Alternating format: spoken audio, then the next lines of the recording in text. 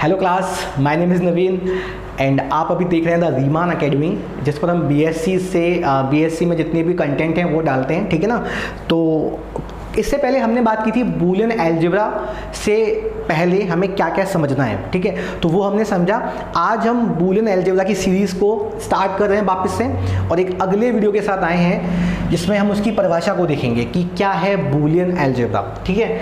तो देखते हैं एक बार क्या है। देखो परिभाषा देखते हैं कि माना कैपिटल बी कोई नॉन एम्प्टी सेट है, मतलब बी क्या है, कोई अरिक्त समुच्चय है, ठीक है। मैं यहाँ लिखता जाऊँगा, बी क्या है, कोई अरिक्त समुच्चय है, मतलब बी में कम से कम एटलीस्ट एक अवयव तो होगा ही होगा, कोई ना कोई अवयव एक तो होगा ही होगा, ठीक है। वो कुछ भी हो सकता है। यह भी माना कि योज्य मतलब प्लस और गुणन मतलब मल्टीप्लिकेशन, या इसको डॉट भी कहते हैं, ठीक है। मल्टीप्लिकेशन संक्रियाएं समुच्चय बी पर कैसी हैं, द्विचर हैं, मतलब द्विआधारी संक्रियाएं हैं।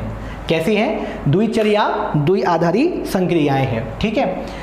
अच्छा, मैंने आपको पहले बता रखा है कि इसका मतलब क्या होता है द्विचर का, मैंने इसलिए आपको पहले बता दिया था ये वाली बात कि बाद में काम आएगा, कि योज्य मतलब एडिशन और मल्टीप्लिकेशन ये कैसी हैं, द्विआधारी हैं। इसका मीनिंग क्या है कि समुच्चय बी में से यदि हम दो अवयव लेते हैं, एक का नाम ए एक का नाम बी, यदि इनको ऐड करेंगे तो ये बी में आएगा, और यदि इनका करेंगे मल्टीप्लिकेशन तो ये भी किस में आएगा, बी में आएगा। तो एक बात का ध्यान रखना है, ये दोनों एलिमेंट बी के लिए हैं, और उनको ऐड किया है तब भी बी में आया है, उनको किया है मल्टीप्लाई तब भी बी में आया है, ठीक है। तो ये मीनिंग है इस लाइन का, ठीक है।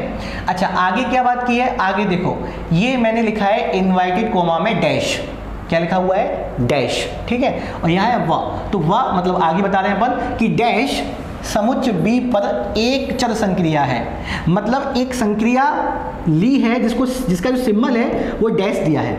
क्या दिया है, डैश। अभी डैश क्या है उसको हम आगे बात करेंगे, अभी ज़रा सोचो मत कि ये डैश कहाँ से आ गया, कैसे आ गया, मैं बताऊंगा अभी आगे, ठीक है। तो डैश क्या है, एक चर संक्रिया, नाम क्या है इसका, एक चर संक्रिया, एक चर, ठीक है। इसको इंग्लिश में कहते हैं यूनरी ऑपरेशन, ठीक है, एक चर संक्रिया। अब ये होती क्या है आगे देखेंगे, अभी संक्रिया है, ठीक है। तब बीजीय पद्धति या संरचना, तब बीजीय पद्धति या संरचना कौन सी वाली, ये वाली, आपको ये याद रखनी है। क्या है ये, समुच्चय ले लिया पहले बी, फिर कॉमा लगाया, प्लस ऑपरेशन आ गया, कॉमा लगाया, डॉट मतलब मल्टीप्लिकेशन आ गया, फिर कॉमा लगाया, और ये क्या है, डैश, आप देख सकते हो। तो प्लस डॉट डैश।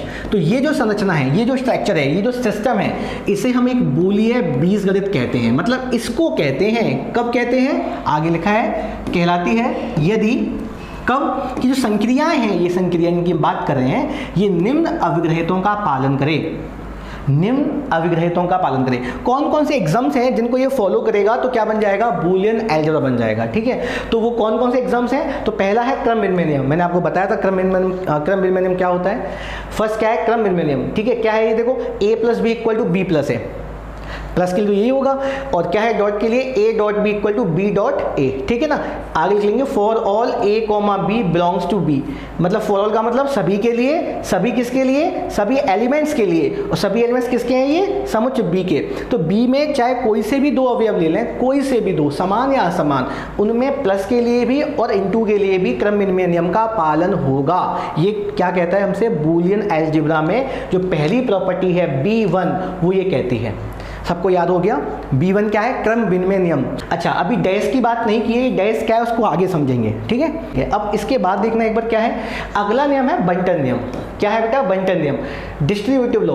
तो ये भी मैंने आपको पहले समझाया था कि बंटन नियम क्या होता है। बंटन नियम क्या होता है, देखो कि a dot b plus c, dot आया पहले तो डॉट मतलब मल्टीप्लिकेशन, ये बटेगा दो भागों में, ठीक है। तो a dot b a dot c, और सेकंड क्या है, प्लस पहले आया डॉट बाद में आया, तो प्लस बटेगा दो भागों में with the help of multiplication, तो a plus B dot a plus सी।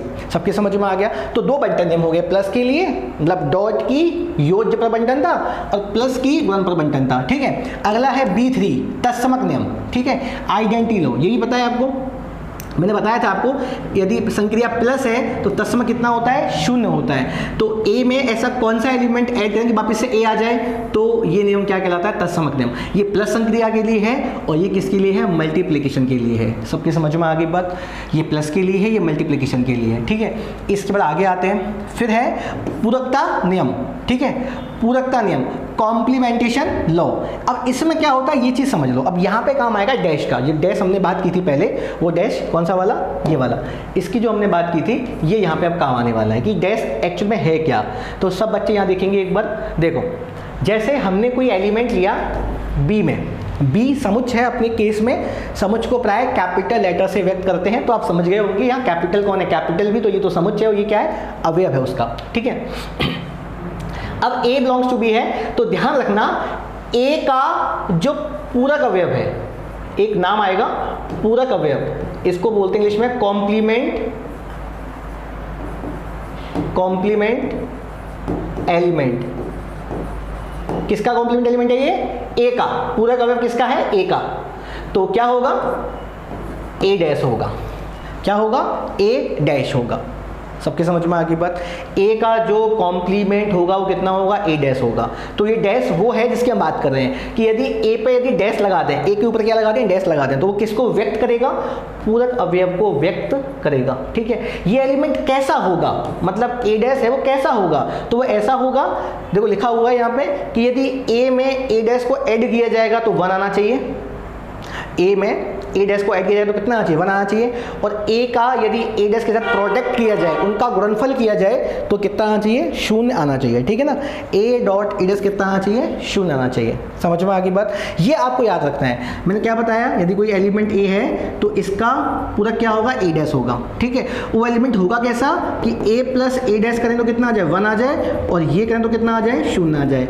एक बात और याद रखनी है हमेशा इस बूलियन अलजेब्रा में, सबसे प्रमुख बात क्या याद रखनी है कि चाहे कोई सा भी एलिमेंट हो बी का, उस एलिमेंट का जो भी पूरक अवयव होगा, जो भी कॉम्प्लीमेंट होगा, वो हमेशा किस में होगा, बी में होना चाहिए।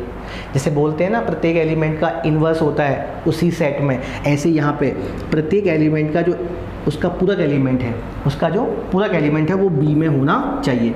अगर कोई अवयव अलग लें, एक ही जगह अलग अवयव लें, सपोज बी ले लिया, स्मॉल बी, तो इसका एलिमेंट क्या हो गया, पूरक अवयव बी डैश हो गया, तो ये भी बी में होना चाहिए।